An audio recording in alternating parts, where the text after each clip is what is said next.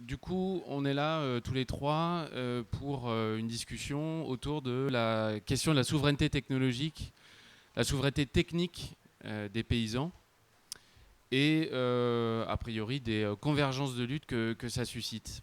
On va déjà se présenter. Moi, je suis Julien Régnier, je suis chargé de développement à la coopérative L'Atelier Paysan. Pour faire très rapide, l'Atelier Paysan, c'est une coopérative de développement de l'autoconstruction de matériel agricole et de bâtiments agricoles adaptés aux pratiques spécifiques de l'agriculture biologique, de l'agroécologie paysanne, enfin en tout cas d'autres systèmes techniques que le conventionnel. Et donc on fait des formations d'autoconstruction, on conçoit des machines avec des groupes de producteurs, et vous avez sur notre stand, là dans le village des copains, une exposition qui vous montre un peu l'étendue de ce qu'on peut faire, à la fois sur des outils agricoles ou des bâtiments agricoles. Et puis vous avez une initiation aussi à la soudure, au travail des métaux, et vous pouvez vous initier en fabriquant un triangle d'attelage avec Vincent, juste derrière là au Barnum. Donc voilà, je te laisse te présenter, Hugues. Bonjour, donc je m'appelle Hugues Berger, je suis cultivateur, sociétaire à l'Atelier Paysan. Je ne sais pas si tu l'as dit que c'était une société coopérative, donc il y a des agriculteurs sociétaires. Je suis autoconstructeur formé par l'Atelier Paysan, c'est-à-dire que j'ai fait une grosse partie de mon parc matériel dans le cadre des formations de l'Atelier Paysan. Voilà, et je viens apporter la parole du praticien sur le plan de l'utilisation des outils dans le cadre de la souveraineté technologique. Bonjour, Guy Kastler. Donc, je suis paysan jeune retraité, ce qui ne m'empêche pas de rester paysan, en tout cas dans ma tête. Membre de la Confédération paysanne où j'ai beaucoup travaillé sur les dossiers semences et OGM. Voilà, on va dire comme ça. Bien, donc on peut dire aussi qu'aujourd'hui on représente le pôle impact national. Pour ceux qui ne sont pas suffisamment clairs avec ça, c'est la réunion de 10 associations de développement agricole alternatif. Dedans, il y a la FADEAR, le réseau CIVAM, Accueil Paysan, Terre de Liens, le MRJC, j'en oublie. Et le pôle impact national, depuis un an, est porteur d'une réflexion autour de la souveraineté technique et technologique des paysans. On a rédigé un plaidoyer en novembre 2016, donc de l'année dernière. C'est 12 pages que je vous invite à lire, qui détaillent qu'est-ce qu'on entend par souveraineté technologique. Et puis on a fait organisé un séminaire à AgroParisTech en avril sur ces questions de la souveraineté, pour aller un petit peu plus loin que toutes les thématiques qu'on avait déjà abordées dans le plaidoyer. Qu'est-ce qu'on entend par souveraineté technique et technologique ? Déjà, tout est technique en agriculture. Tout est issu du savoir-faire, du savoir, de l'expérience, des connaissances des agriculteurs. Et en tout cas, pour le dire à grands traits, jusqu'à la modernisation agricole, au productivisme agricole, jusqu'à l'après-guerre, les agriculteurs étaient à la source des innovations techniques, mais même sans parler d'innovation, ils étaient à la source des pratiques, du changement de pratique quand il y avait des changements. En tout cas, c'était eux qui étaient à la source des connaissances agricoles. Et puis, dans l'après-guerre, avec le productivisme agricole, il y a un changement de régime de connaissances, où on passe à des connaissances qui sont produites de manière fordiste par des grands centres producteurs de connaissances, des organismes de recherche étatiques, l'agro-industrie, qui va, dans un modèle qu'on appelle diffusionniste, faire couler cette connaissance sur les agriculteurs. des agriculteurs qui vont être aussi moteurs de la diffusion de ces savoirs scientifiques produits de manière descendante, avec un certain nombre d'associations de producteurs qui vont être moteurs dans la diffusion des nouvelles pratiques soi-disant rationalisées et qui vont participer à une modification totale de l'agriculture à l'après-guerre. Ça va concerner les outils agricoles, ça va concerner les semences, ça va concerner les itinéraires techniques. Tout ça est grandement modifié dans l'après-guerre. Et ce sont finalement assez peu les agriculteurs eux-mêmes qui vont être, en tout cas, à la source de l'innovation technique et technologique.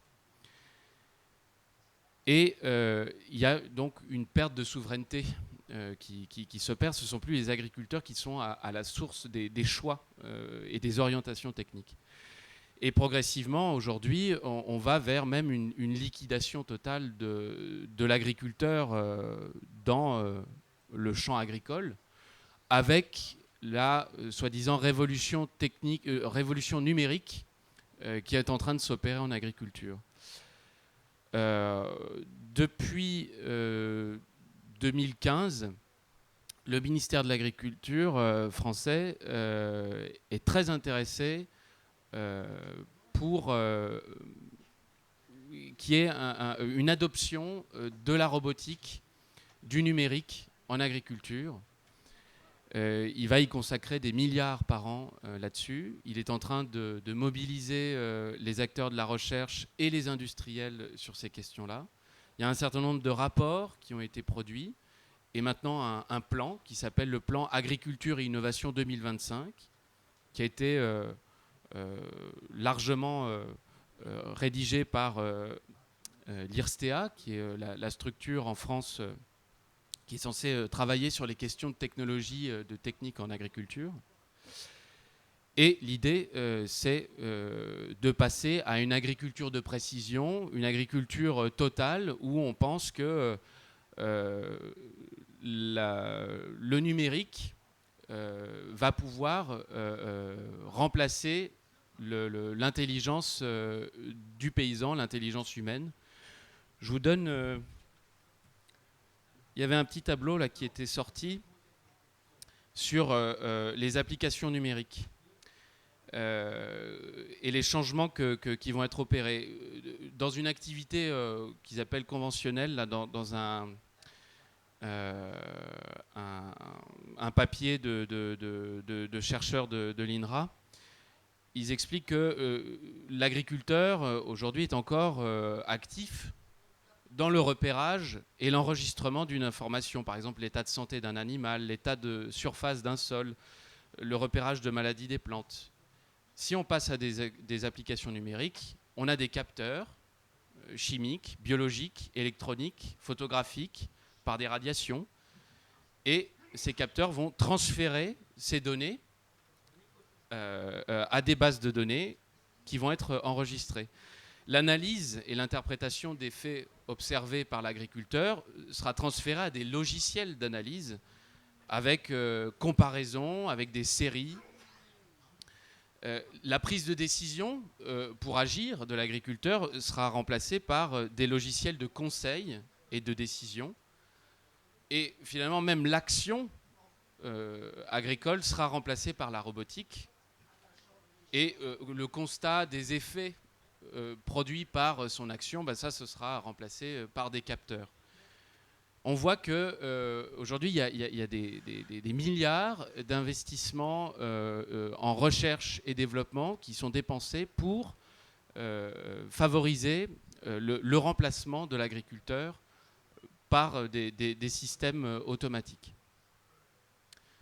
Voilà, c'est tout ça qu'on cherche à donner à voir au maximum de monde. C'est ce processus-là qui est à l'œuvre dans l'agriculture, et c'est un processus qui est extrêmement rapide et l'adoption aussi est extrêmement rapide. Peut-être que je ne sais pas si tu veux intervenir sur la question des connaissances paysannes, peut-être revenir sur la question de la dépossession sur les connaissances paysannes et notamment sur les semences, qui fait aussi partie voilà, de cette histoire de perte de souveraineté, perte d'autonomie. Ok. Je vais essayer de faire rapide parce qu'on aimerait que vous puissiez poser des questions et essayer d'y répondre. Juste pour remettre dans un cadre un petit peu plus large, ce problème de souveraineté, ce qu'on a appelé souveraineté technologique, qui n'est pas un titre vraiment approprié. À la réflexion, on préfère parler de l'autonomie technique des agriculteurs. Et comme disait Julien, la technique, c'est pas uniquement les outils ou les machines qu'on est susceptible d'utiliser, c'est aussi toutes les pratiques et toutes les méthodes et les choses qui, avec le temps, s'affinent et permettent d'obtenir le résultat que l'on souhaite. Ce problème de souveraineté qui devient extrêmement prégnant aujourd'hui, en fait, il est inscrit dans un processus assez long d'industrialisation de nos modes de vie. Pas uniquement de l'agriculture, mais évidemment également de l'agriculture.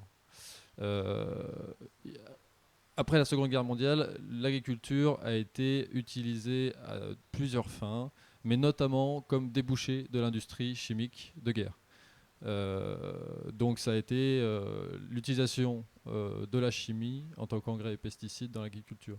Puis, donc ça a perduré et ça perdure encore, mais il a fallu aussi créer des débouchés pour les agroéquipements. Donc c'est ce qu'on attaque frontalement aujourd'hui sur la souveraineté qu'on appelait technologique. Et dans un continuum, l'agriculture devient aujourd'hui le débouché pour les nouvelles technologies naissantes. Donc on devient des champs d'expérimentation et un marché solvable. Alors solvable évidemment avec des aides de l'État, puisque la plupart des agriculteurs seraient incapables de se doter de ces outils par eux-mêmes. Et on voit bien en fait que c'est à la fois un mouvement qui est piloté par un État et qui est également financé par l'État et donc par le contribuable. Voilà. Et que de ce fait-là, l'agriculteur n'a plus les moyens de choisir ses pratiques et ses outils, mais qui devient l'exécutant d'un État qui lui impose des méthodes de production. Donc, à l'atelier paysan, on travaille essentiellement sur le côté outillage, mais la réflexion porte bien plus loin. Et Guy travaille sur un autre pan, enfin, il travaille certainement sur de très nombreux pans, mais plus spécifiquement sur la semence qui répond à la même forme d'organisation. On va déposséder l'agriculteur de ses moyens de production et surtout de son jugement, du fait qu'il a une ferme qui est un cas particulier. Et l'industrialisation de nos modes de vie tend à tout standardiser, au contraire. Voilà. Et nous, c'est ça qu'on dénonce, et l'atelier paysan entend apporter une réponse théorique et une réponse pratique par l'autoconstruction, et donc la réappropriation de son outil de production. Voilà, je vais passer la parole à Guy pour qu'il développe sur les semences rapidement, et on répondra à vos questions. Oui, deux choses. D'abord, ce qu'on appelle l'agriculture intelligente, parce que c'est ça qu'on parle. C'est une agriculture qui est extrêmement efficace, donc qui va se développer très rapidement, et qui est bête. Et c'est parce qu'elle est bête qu'elle sera la grue. Et c'est ça que je voudrais faire comprendre. On l'a vécu avec l'échec assez rapide des premières plantes transgéniques, puisqu'elles sont arrivées déjà au bout d'une vingtaine d'années au bout du rouleau avec l'apparition des résistances, des plantes sauvages résistantes au Roundup ou des insectes résistants au BT. Alors, l'agriculture intelligente, c'est un projet industriel qui aujourd'hui est mené par les majors de l'industrie. On a beaucoup parlé des fusions dans le secteur des semences, Monsanto, Bayer, Syngenta, Chimchina et Dupont et Dow, où on a 3 semenciers qui sont en train de s'emparer de plus de 60% du marché mondial des semences et encore un peu plus du marché mondial des pesticides. Donc on voit la puissance industrielle qui est derrière. Cette puissance industrielle, c'est rien par rapport à ce qui est en train de se construire. Par exemple, dans l'alliance à la fois de Monsanto et de Pioneer, Pioneer c'est Dupont, avec John Deere. John Deere qui est le principal équipementier, il ne vend pas que des tracteurs, John Deere, il vend beaucoup d'équipements. Pour vous donner une idée, John Deere c'est 10 fois le chiffre d'affaires de Monsanto. C'est l'équivalent de Carrefour, quoi. C'est pas un petit nain. Et les mêmes qui vont s'allier avec Google, qui fait dans la prévision météo, et puis je pourrais vous en rajouter bien d'autres. Et en France, il se passe la même chose. Lisez le projet Céréales Vallée mené par Limagrain-Villemorin, où Limagrain-Villemorin va vendre aux paysans le paquet complet, c'est-à-dire la semence, l'outil qui va avec, il faudra un outil spécial pour récolter la variété, le conseil technique, les prévisions météo. Limagrain vient de passer un accord assez bizarre avec Michelin là, pour faire de la prévision météo. Je ne savais pas que Michelin faisait la prévision météo, mais enfin, ils sont tous les deux dans la même région. Et ils proposent même de faire les déclarations PAC pour l'agriculteur. C'est-à-dire qu'ils feront tout. L'agriculteur, il ne fera qu'exécuter ce qu'on lui demandera de faire. Ce qui veut dire de manière très concrète, vous avez tous cet outil, moi j'étais obligé de l'avoir, il est dans ma poche, là, ça s'appelle un smartphone. Et bien finalement, vous allez acheter la semence, à partir de là, on vous dira tu dois vendre la récolte à un tel, tu dois acheter tel tracteur, tel équipement, qui aura tel capteur qui va ramasser toutes les informations. Et le matin, tu prends ton smartphone et on te dira à telle heure, tu vas dans tel champ pour passer tel produit ou pour semer si tu ne l'as pas encore fait. Et puis il y a un orage qui arrive à telle heure, il faut vite que tu ailles là pour passer un autre produit. C'est-à-dire qu'on sera totalement des exécutants complets de prescriptions qui seront données. Et c'est ça qui est peut-être la différence avec ce qu'on a vécu dans la première phase de l'intégration. La Confédération paysanne, elle est née aussi dans les bagarres contre l'intégration, et notamment dans la filière volaille, où l'agriculteur, on lui donnait l'aliment, les petits poussins, et puis il payait la casse, lui, et on ne lui payait que les poulets finis. Mais on était intégré par un intégrateur presque qu'on pouvait voir, quoi. On l'avait, la coopérative, elle n'était pas loin. Là, c'est l'ensemble de la filière dont le paysan n'est que le maillon faible et celui qui supportera le maximum des risques, mais l'ensemble de la filière au niveau international qui sera intégré dans des systèmes contrôlés par 3 ou 4 majors industriels au niveau international. Alors, c'est un système extrêmement puissant. Pourquoi il est puissant ? La puissance de calcul de logiciels est énorme. C'est des calculs purement statistiques. Ils récupèrent énormément de données sur la semence, sur la météo, sur la nature du sol, sur les animaux, ce qui se passe, etc. Mais ils ne font que du calcul statistique. C'est de la mathématique binaire, je veux dire, ça ne va pas plus loin. Mais c'est des moteurs de recherche extrêmement puissants, et à partir de là, ils prévoient ce qu'il faut faire à tel moment, en intégrant évidemment aussi les produits qu'ils veulent vendre. Parce qu'ils élaborent leurs produits pour dire c'est la réponse à tel problème qui se pose à ce moment-là. Et c'est vrai qu'aucun d'entre nous, que nous soyons paysans ou ingénieurs, sommes en capacité même d'imaginer une telle puissance de calcul. Donc c'est fascinant. Et tout le monde est fasciné, et on voit bien les gamins, ils sont fascinés par tous ces outils, etc. Pourquoi ça ne marchera pas ? Et c'est là, je crois qu'il faut qu'on commence, nous, maintenant, à travailler. Qu'est-ce que c'est que les connaissances des paysans ? Ça n'a rien à voir avec cette puissance de calcul statistique. Et qu'on ait la modestie de se poser la question, comment, dans ma carrière de paysan, j'ai pris des décisions tous les jours pour faire mon travail, gérer ma ferme, etc. Les décisions qu'on prend la plupart du temps, ce n'est pas parce qu'on a passé la nuit à calculer dans un bureau avec une calculette. C'est ça qu'ils font, les moteurs de recherche informatiques. C'est de la calculette puissance 100 000. Non, on ne calcule pas, on a de l'intuition. Il faut qu'on prenne la décision très rapidement. Sur quoi repose la construction de la décision prise par l'intuition? Elle repose sur ce qu'on ressent. Je regarde un champ, je regarde une plante, je sors le matin, je vois que la rosée n'est pas la même que la veille, j'entends un chant d'oiseau que je n'entends pas d'habitude, tout d'un coup les cigales s'arrêtent, bon chez moi il y a des cigales, ici il n'y en a pas encore, de chanter. C'est des signaux que je perçois.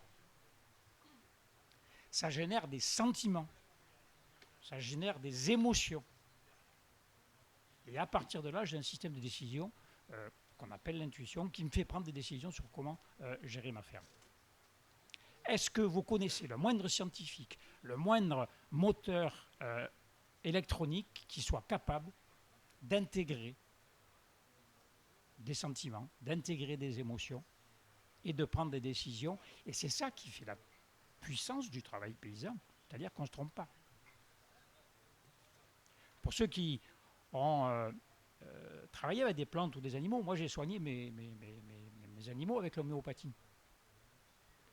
Quand on soigne avec l'homéopathie, on se fait une image de ce qu'est la maladie. Et on regarde l'image des animaux, on fait des parallèles, et puis tout d'un coup, on prend la décision parce que tel médicament, on s'est fait cette image. Et puis ça marche. Bon, des fois, je gourre, des fois, ça ne marche pas. On n'est pas non plus des génies. Mais ça, aucun logiciel informatique n'est capable de le faire. Ce qu'on ressent d'un champ de plantes avec des odeurs, des bruits, et qui nous fait choisir quand on fait de la sélection au niveau des semences, telle plante plutôt que telle autre, parce qu'elle nous plaît. Moi, quand je choisis mes reproducteurs au niveau des animaux, je choisis d'abord un animal qui me plaît. Et quand je choisis une plante pour faire de la sélection, je choisis d'abord une plante qui me plaît.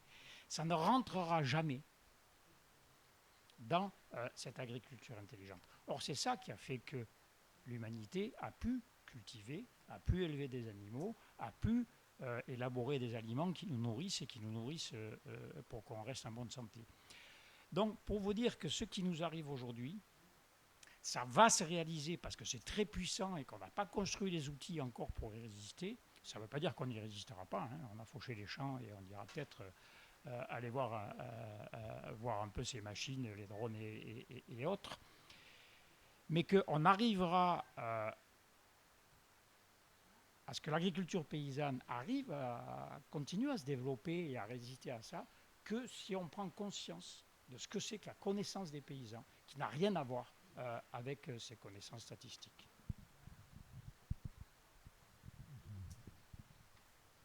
Est-ce que ça vous suggère des questions?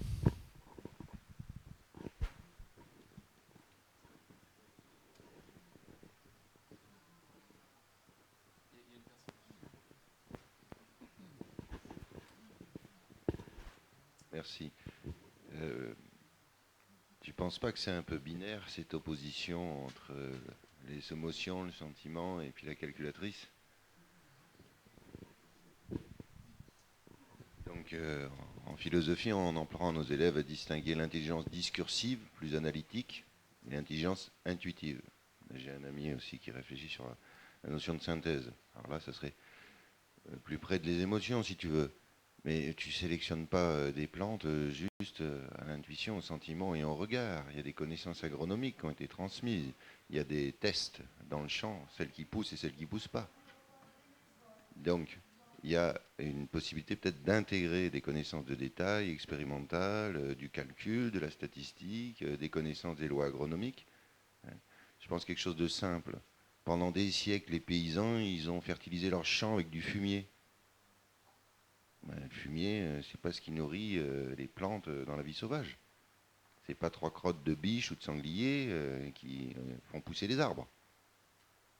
Un certain Gilles Lemieux, qui est un de ceux qui a découvert le BRF, a compris que la plupart des sols agricoles fertiles de la planète, à part les plaines alluviales, viennent de la forêt. C'est un mécanisme massif à l'échelle de l'histoire des temps. Et donc on se rend compte que dans les sols agricoles, dans un champ, dans un pré, eh bien, dans les chaînes alimentaires du sol, il y a surtout des bactéries, et pas des champignons, alors que c'est ce qu'il y a dans les sols forestiers. Et qu'on peut amender ces champs en utilisant du matériau forestier, par exemple, où il y a l'agroforesterie, des choses comme ça. Bon, ça, c'est des connaissances scientifiques. Le mythe de la terre et du tas de fumier, On a découvert la photosynthèse simplement au 19e siècle. Non, mais pour faire progresser les principes d'une agriculture, j'ose dire, performante, qualitative et productive, on a besoin de connaissances scientifiques de détail. Et on a besoin d'une philosophie de la nature un peu moins, rentrons un petit peu dans le débat aussi, parce que c'est caricatural, un peu moins binaire. Le sentiment et l'émotion, ça compte, il y a du feeling, on a un rapport global aux choses, etc. Mais on a besoin de connaissances physico-mathématiques. Voilà, bon, je développerai plus tard, merci.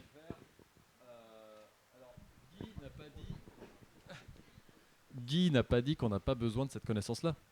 Guy a dit que le numérique n'arrivera jamais à intégrer le sentiment et l'intuition. Voilà, c'est ça qu'il a dit.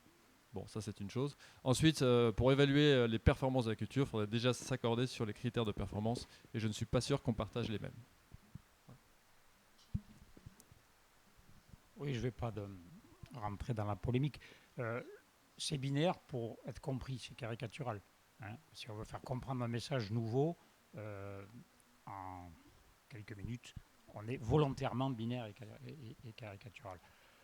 Je passe beaucoup de temps à lire des publications scientifiques, et même si intéresse-toi à la homéopathie, tu verras qu'il y a beaucoup de connaissances qui viennent de la science, ne serait-ce que des connaissances des plantes. Donc on ne rejette pas la science. On dit simplement que, et je ne parle pas de la science en général, je parle du fonctionnement de l'agriculture intelligente, dont l'essentiel du fonctionnement, c'est de recueillir un maximum de données, de réduire ces données à leur partie numérisable, exactement comme on veut nous faire croire qu'une plante ou qu'un animal n'est fait que de gènes. Je m'excuse, une plante et un animal est fait de beaucoup plus de gènes, et avec le génome, je n'explique pas les plantes et les animaux. Mais je transforme ça en BIP que je peux mettre dans la silice. La silice, elle est capable de dire blanc ou noir. Elle n'est pas capable de dire peut-être. Elle dit oui ou non. Elle ne dit pas peut-être. C'est binaire. Ce type de raisonnement statistique passe à côté de 90% de la réalité de la vie. Et je ne dis pas qu'elle ne m'intéresse pas. Ça m'intéresse beaucoup. Y compris, c'est peut-être 2, 3, 4% de la réalité de la vie qu'a cette puissance de calcul de la silice. Les sciences nous apportent d'autres choses. C'est récent qu'on demande aux scientifiques de travailler que avec toutes ces projections, tous ces calculs de l'agriculture intelligente. Ça nous amène des choses, mais les sciences ne nous amènent pas ce que nous, paysans, on ressent dans nos champs pour construire des connaissances, des vraies connaissances, du même type que les connaissances. Les seules qui sont reconnues aujourd'hui au niveau mondial, c'est les connaissances des peuples indigènes. Mais on a le même type de connaissances. Nous sommes les indigènes en France. Et il faudrait qu'on se rende compte que si aujourd'hui on détruit ça, et on va détruire ça parce qu'on va détruire le paysan, en détruisant le paysan, on détruit ces connaissances-là, eh bien, on sera incapable demain de nous nourrir. Parce qu'on a besoin de la science agronomique, mais la science agronomique toute seule est incapable de nous nourrir. De même que le paysan a besoin de tout ce qui l'entoure.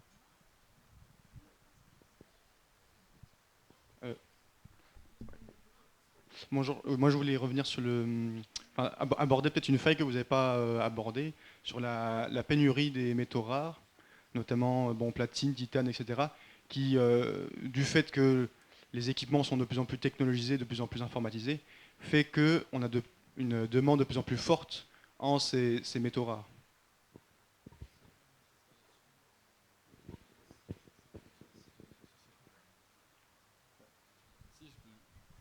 Je peux juste te dire que je ne suis absolument pas un spécialiste du sujet, que je suis très mal placé pour en parler, mais qu'on prône et on pratique tout l'inverse, du low-tech. Et que de ce fait, on se sent pas tellement concerné dans nos pratiques, en tout cas dans cette pratique-là, par le problème que tu évoques, même s'il est tout à fait réel et que dans d'autres pans de notre vie, il peut avoir, ou même dans notre pratique d'agriculture, je suis tout à fait conscient qu'il aura un impact dans notre pratique d'agriculture. Aujourd'hui, concrètement, on ne le traite pas puisqu'on fait plutôt du low-tech et on est moins touché par ça.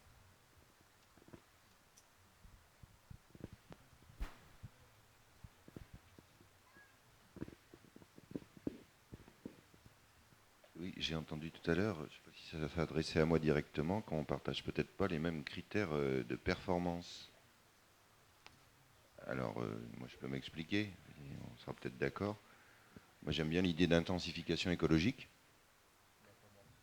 Voilà, donc déjà va falloir en parler, parce que si on oppose qualité et quantité, là ce ne sera pas de la polémique, il va falloir se donner des arguments. On n'est pas là pour faire de la politique ésotérique. Hein.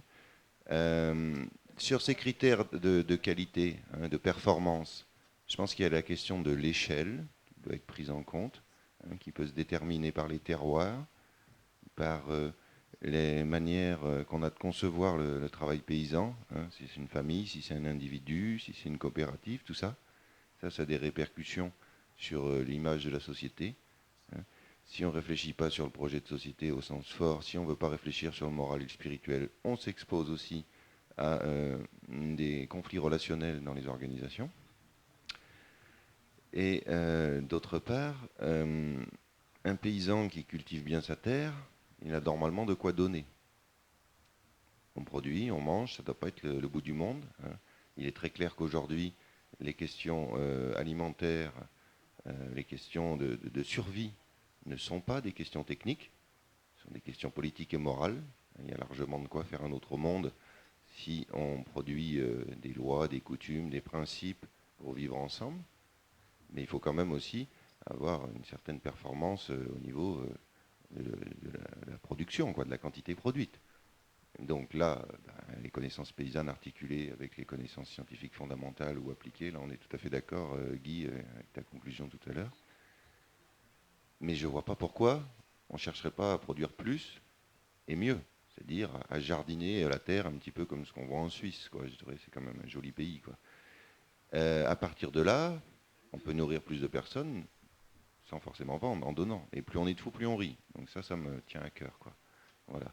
Et après le low-tech, donc peut-être vous en avez déjà parlé tout à l'heure, hein, je suis arrivé un petit peu après le début, tout ce qui est autour du logiciel libre, hein, depuis qu'on a l'informatique conviviale, je ne sais pas si vous connaissez Marcin Jakubowski, pouvoir faire son tracteur, sa voiture, voire même reprendre une fonderie ou son broyeur de branches, enfin bref, par soi-même, apprendre les connaissances mécaniques, les autogérer, décider du coût de la main-d'œuvre. Voilà. Bon, aujourd'hui, plus que jamais, l'alternative rurale est possible. Maintenant, le problème, il est avant tout moral et spirituel, quoi. Hein, faut se mettre d'accord, il faut qu'il y ait un consensus sur les fins, sur les buts exacts, sur quel modèle de société on veut proposer et quelle exemplarité on donne. Est-ce qu'on a une espèce de kit, hein, à différents niveaux pour s'installer à la campagne et avec qui? Il faut que les liens soient durables. Ça, c'est difficile. Voilà.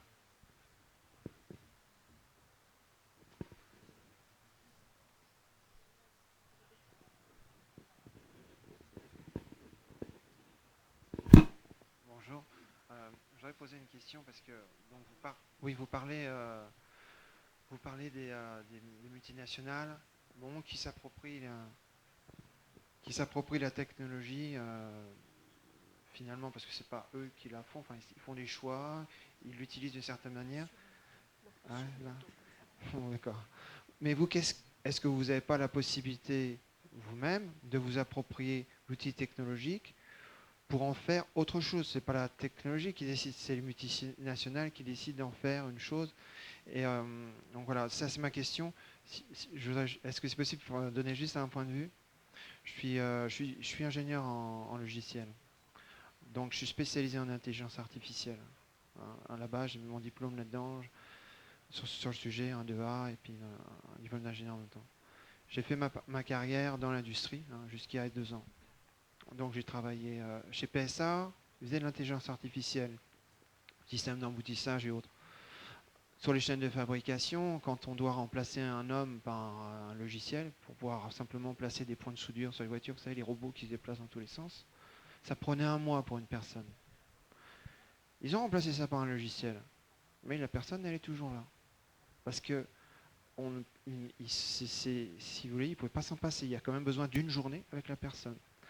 Ce que vous dites là sur les grandes entreprises, l'intelligence artificielle, en 1985, on avait l'espoir de remplacer l'homme par une machine partout, à peu près partout. On avait ce grand fantasme. ça a coulé l'intelligence artificielle.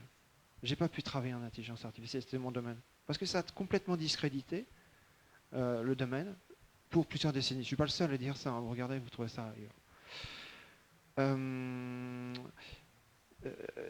Aujourd'hui, par exemple, prenez le cas des voitures autonomes, les ingénieurs sur place. Quand vous voyez le problème qui est que deux voitures se rencontrent, qui c'est qui décide lequel on tue? Celui qui a la Mercedes ou celui qui a la... C'est un problème, ils n'y en auront pas de solution. Parce que, si vous voulez, on n'a pas toujours... La nature est bien faite. Il y a des problèmes qui sont résolus, ou des faux problèmes qu'on ne résolvera pas. Là, typiquement, c'est un mauvais paradigme. Ça peut être remplacé, ça peut être qu'il faut passer à une autre abstraction. Donc, si vous voulez, le vrai problème derrière, c'est celui de la conscience et de l'intuition. C'est ce que vous avez posé. Il y a 30 ans, 20 ans ou 30 ans, on en le disait déjà. L'évolution des systèmes, c'est ça le problème. Parce que tous les problèmes, tous les systèmes, ils ont des contradictions. D'un point de vue scientifique, c'est ce qui a été prouvé par Gödel et ensuite par Turing sur les calculabilités, les bases, les fondements théoriques. Et donc, quand vous parlez que les connaissances en agriculture ont besoin d'intuition, mais monsieur, toutes les connaissances ont besoin d'intuition. Et non seulement tout le monde peut s'en rendre compte, mais en plus, ça a été prouvé justement par Kant. Il a distingué l'intelligence de l'entendement de l'intelligence, de l'intuition, parce que quand on veut passer à quelque chose d'autre, à quelque chose de nouveau, qu'on veut innover, ça ne se fait pas en analysant. On aura beau regarder partout, bon, je ne vais pas rentrer dans les détails, mais on peut regarder, quand on regarde en mathématiques, quand on regarde un problème, on peut regarder partout, l'idée, on ne la trouvera pas dans ce qu'on voit, on aura besoin d'imaginer. C'est valable en physique, en mathématiques, depuis très longtemps, et encore plus dans la technologie. Alors il faut démystifier derrière, hein, parce que, si vous voulez, le fantasme de la pierre philosophale, ils l'ont tous régulièrement. Hein. Schneider Electric, ils ont voulu avoir des systèmes qui marchaient pour la petite, comme la petite tension, moyenne tension, tension. Ils ont fait une usine à gaz et ils ont arrêté. Ils voulaient imaginer qu'ils pouvaient générer des logiciels à partir du marketing. Vous voyez, c'est concret. Hein, moi, ça c'était en 2008. J'étais dedans. Hein. Donc on a sorti quand même un disjoncteur en moyenne tension. Ça a marché. Et ça, c'est la mégalomanie, si vous voulez. Donc, derrière les grands logiciels que vous imaginez, c'est ces usines à gaz. Hein. Quand pour le pétrole, enfin, il y a des systèmes, je pourrais vous donner des exemples. Donc, ce que vous dites, c'est juste. Donc, pourquoi lutter contre ça, ça sert à rien. Bon, ça peut retomber. De toute façon, ça retombe plus ou moins. Au bout d'un moment, ça retombera. Par contre, donc c'est presque la pure perte. Est-ce que vous envisagez pas de vous approprier la technologie pour en faire autre chose? Et voilà, l'innovation vient du terrain, c'est ce que Guy disait au départ. C'est historiquement, ça venait du terrain. Vous dites la même chose, qu'il faudrait revenir à ça. Ben voilà, donc peut-être la technologie, par contre, elle est pas mal, elle est pas mauvaise en elle-même. C'est ce qu'on en fait, les choix qu'on fait. Et quel est votre, enfin, voilà, est-ce que vous avez une vision? Est-ce que vous justement vous engagez à construire quelque chose avec la technologie?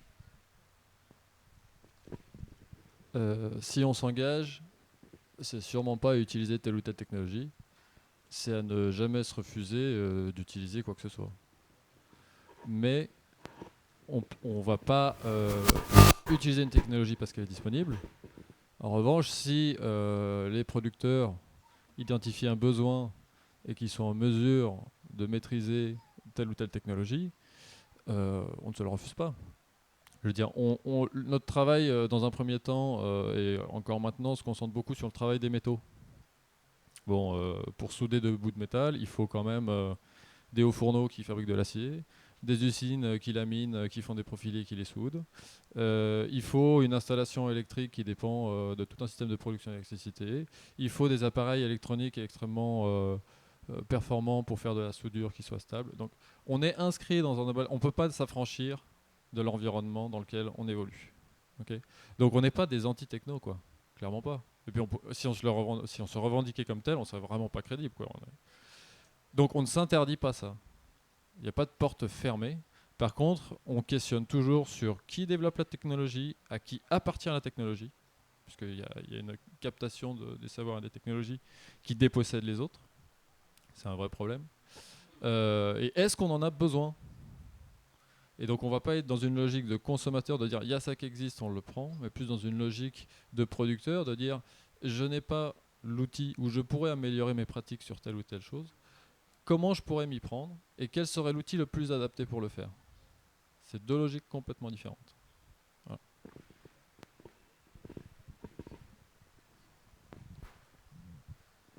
Oui, d'abord, on fait un questionnement politique de la technique.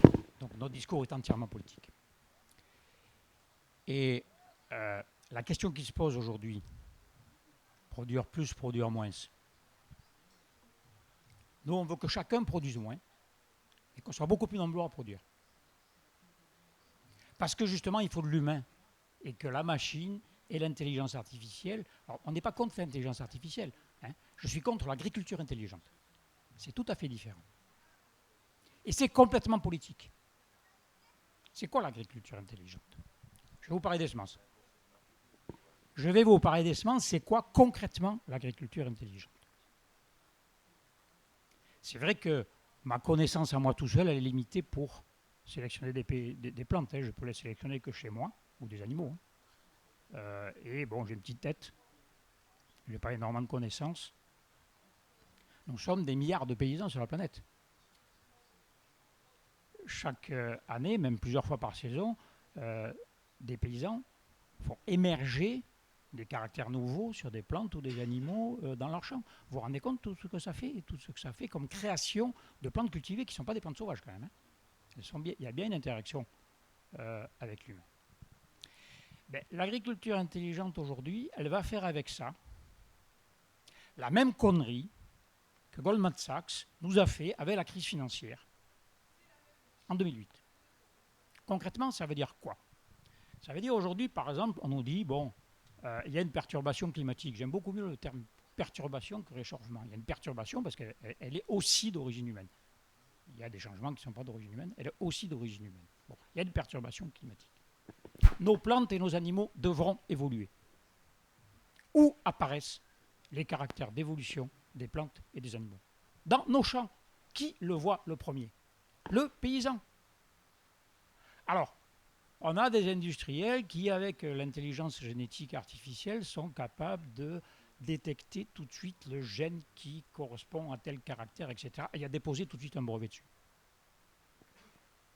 Mais ils ne connaissent pas ces caractères nouveaux dont on aura besoin pour cultiver. Il n'y a que les paysans qui les connaissent. Alors comment ça fonctionne ? Ils vont récupérer les connaissances des paysans. D'abord, ils ne les comprennent pas souvent. Alors, il faut qu'ils envoient un ethnologue ou un anthropologue pour arriver à comprendre ce que dit un paysan, parce que quelqu'un qui est dans la biologie moléculaire, il n'y comprend rien. Bon.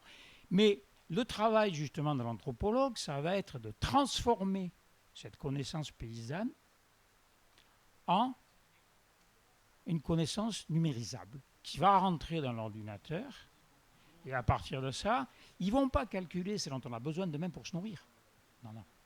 Ils vont calculer quels sont les gènes qui leur permettront de gagner le plus de fric, non pas en vendant des semences, pour qu'on se nourrisse, de gagner le plus de fric en spéculant sur un marché complètement virtuel, complètement fictif, qui est celui de la start-up qui a le plus d'avenir, non pas dans la réalité, mais dans l'imaginaire des décideurs financiers.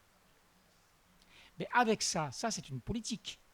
C'est-à-dire que l'agriculture intelligente, c'est une politique qui fait qu'on va aujourd'hui porter des semences dans tous les pays d'Afrique en leur disant là, il y a un petit peu plus de zinc, là, il y a un petit peu plus de vitamine A, vous devez faire ça, abandonner vos connaissances traditionnelles et supprimer les paysans pour les remplacer par ces semences-là, la machine qui va avec, etc. Mais le résultat politique, c'est qu'on va crever de faim, qu'on va augmenter les inégalités, et qu'il y aura de plus en plus de gens sur la planète qui pourront plus se nourrir. Donc c'est ça le problème qui est au cœur. Ce n'est pas l'intelligence artificielle qui pose problème, c'est l'agriculture intelligente.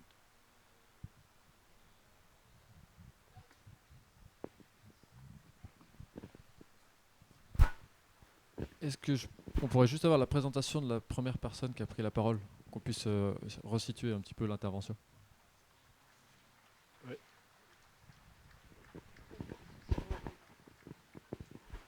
Donc, je suis Yvan Besson, j'ai fait des études de sciences sociales et ensuite la première thèse francophone sur les fondateurs de l'agriculture biologique. J'ai amené mon exemplaire personnel et un ou deux exemples au stand de la conf si vous voulez regarder. Et sous la direction de Dominique Bourg, donc, qui était un philosophe passionné des questions écologiques et de la technique en général, qui est proche de la fondation Hulot. Et ensuite, donc, j'ai travaillé et puis je me suis mis à la philosophie plus techniquement. Et là, je viens d'avoir le CAPES de prof de philo. Et d'ici un an, quand j'espère l'inspecteur m'aura validé, je me remettrai à ma marotte, donc la technique, l'écologie, le développement local, la politique, enfin bref, comment s'en sortir. Voilà, donc je suis un apprenti philosophe. J'aurais voulu apporter au moins une nuance au propos que tu tenais, qui est peut-être une idée que moi j'ai partagée à un moment et que certains d'ici partagent, qui serait que la technique est neutre. On a souvent vu ça dans la tête, je sais pour en avoir discuté avec vous, qu'on se dit, voilà, on a une décision politique à prendre de la façon dont on veut vivre, des rapports qu'on veut avoir les uns avec les autres, comment on s'aime, comment on se déteste. Et la technique doit être mise à ce service-là. Et je l'ai longtemps pensé, je pense que ce n'est pas le cas. Je pense que la technique n'est pas neutre. Je pense qu'elle façonne notre façon de voir les rapports sociaux. Et je pense qu'il y a des phénomènes incrémentiels, mais bon, je sais aussi qu'il y en a plusieurs qui le savent ici, que vous pourriez le dire mieux que moi, que si on s'aperçoit d'avoir fait des mauvais choix, il n'y a pas moyen de revenir en arrière dans bien des cas. Donc il ne faut pas penser que la technique est neutre. Je pense que c'est un mauvais positionnement. La technique, elle est ce qu'on en fait, certes, c'est un outil, certes, à notre service, mais une fois qu'on l'a utilisé, il y a des tas de choses sur lesquelles on ne reviendra jamais, pour des raisons matérielles, pour des raisons morales, pour des raisons historiques et philosophiques.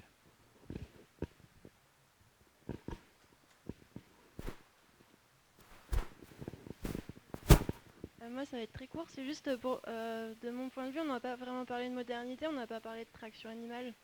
Et pour moi, c'est un bon moyen de rendre les paysans autonomes, quoi. Et ça fait place dans le débat, dans ce débat. Donc, à l'atelier paysan, vous construisez pas mal d'outils pour ça. Et... Enfin, voilà, c'est cool, quoi.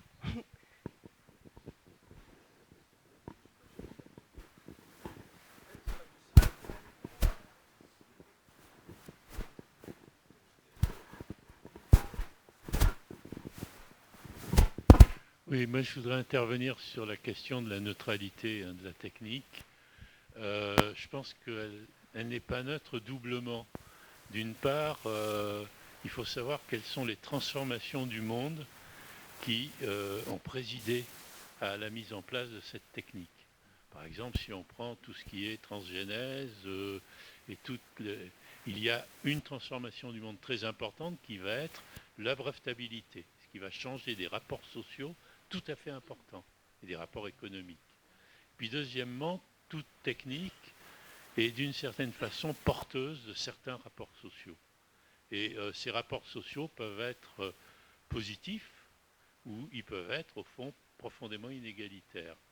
Alors je ne sais pas très bien ce qu'il en est de l'intelligence artificielle, mais je suis à peu près persuadé que les rapports sociaux qui sont pris dans les techniques nouvelles des biotechnologies sont lourds d'inégalités sociales. Voilà.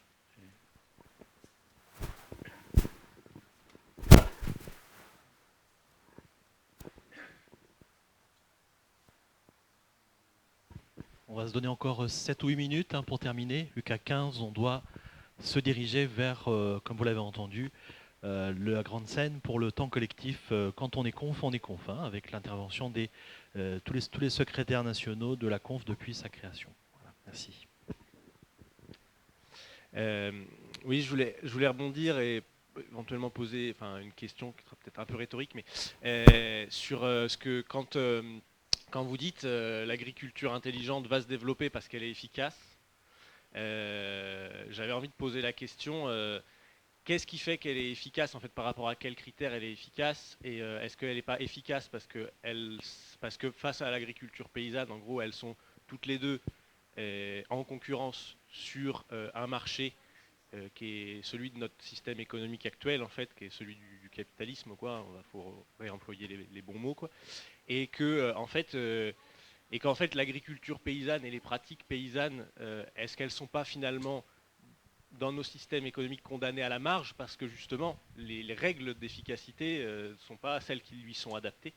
Et donc du coup, voilà, comment est-ce que justement le fait de cibler sur la question vraiment de la technologie qui est un point, j'ai envie de dire presque un symptôme d'un mal plus grand en fait et d'un champ de lutte plus grand qui est celui de notre système économique et de comment il fonctionne en fait. Voilà, c'était un peu ma question. Oui, l'agriculture paysanne, elle n'est pas marginale. Hein. Aujourd'hui, elle produit les 3/4 de la nourriture disponible sur la planète. Je parle de la planète, je ne parle pas de la France ou de l'Europe de l'Ouest. Et en France, elle se développe en ce moment. Elle avait beaucoup reculé, elle se redéveloppe. Donc, n'ayez pas l'impression, quand je dis que l'agriculture intelligente va se développer, que je suis fataliste ou pessimiste. Non. Ce que je constate, c'est que d'une part, au niveau des populations, et particulièrement des jeunes, d'une bonne partie des jeunes et ceux qui vont dans les écoles, elle fascine. La puissance de calcul, la puissance du jouet informatique fascine. Et la puissance la rapidité de la réponse que ça donne à la question qu'on pose fascine. Donc là, il y a un outil de contrôle des populations énorme. Ça, c'est un premier facteur. Deuxième facteur, c'est que c'est un outil de contrôle politique des populations, puisque c'est à partir des majors industriels qui contrôlent cette agriculture intelligente, qui sont les seuls à récupérer la masse d'informations. Parce que justement, le problème, il est là. C'est la question qui était posée au bout. Est-ce que c'est comme les biotech? Les biotech, s'il n'y avait pas de brevet, elles n'existeraient pas. Elles n'existent que parce qu'il y a le brevet. Donc c'est d'abord un problème politique. L'agriculture intelligente, c'est pareil. La totalité des données, elles sont secrètes. Et au niveau de Monsanto, on le comprend. Quoi. Monsanto ne met pas sur Internet toutes les données qu'il a. Mais le pire, en France, on est quand même un certain nombre d'agriculteurs, je pense, dans la salle. On sait ce que c'est que l'ACTA, l'association technique de tous les instituts techniques qui existent en France, qui sont en train de collecter toutes les données de tous les instituts techniques. Les instituts techniques sont obligés de numériser leurs données et de les donner à l'ACTA. Mais on ne va pas donner ça aux paysans. On n'a pas demandé aux paysans si leurs données pouvaient être transmises à partir de leur conseiller agricole, de leur coopérative, à leur institut technique, ensuite à l'ACTA. Non, tout ça, ça va être centralisé. Et après, il y aura des brevets et on leur dira, il faut acheter tel produit, il faut acheter telle machine, il faut acheter tel ordinateur. Donc, c'est cette puissance de contrôle des populations qui va faire qu'elle va se développer. Mais ça ne veut pas du tout dire que l'agriculture paysanne ne va pas se développer. Et si on est là, c'est bien pour ça. Est-ce qu'il y aura confrontation ? Je pense que ça ne se fera pas à la marge, parce que moi, je ne connais personne qui vit à la marge de la société dans laquelle il est. Même quand on s'imagine à la marge, on est dedans. Moi, je crois beaucoup plus à l'efficacité de la confrontation, parce que c'est dans la confrontation qu'on se développe, et surtout qu'on développe les outils pour résister à cette puissance-là. Donc voilà, ce n'est pas du tout pessimiste quand je dis qu'elle va se développer, parce que nos résistances vont se développer aussi. Est-ce qu'il y a encore une question ? La dernière, et après on va, enfin ceux qui le veulent, vers la grande scène. Merci. Oui, vous avez dit que l'agriculture intelligente fascine, et effectivement, je pense qu'elle se développe aussi parce qu'elle se nourrit de la paresse intellectuelle des apprentis, des apprenants, qui est fabriquée par tout un système, quoi, par la lobotomisation de nos esprits, malheureusement. Et puis c'est un mouvement qui est accompagné aussi très largement, je le disais un petit peu tout à l'heure, par l'État, voilà, et par nos institutions qui poussent dans ce sens-là. Et donc il y a un conditionnement dès les lycées agricoles, dès les BPRA, dès les formations, où on nous pousse vers cette technologie, ce machinisme, ces méthodes industrielles. Et donc pour conclure, c'est une ouverture à prolonger le débat. Je vous invite à venir tout à l'heure à l'atelier de la fabrique du futur pour une présentation qui reprend un peu le même thème de l'industrialisation, plus sur la partie normes et réglementation, qui s'appelle la mise au pas des paysans par la mise aux normes des fermes. Quelque chose comme ça, c'est à 17h. L'atelier de la fabrique du futur, c'est l'espace en plein air. Voilà. Merci de votre attention.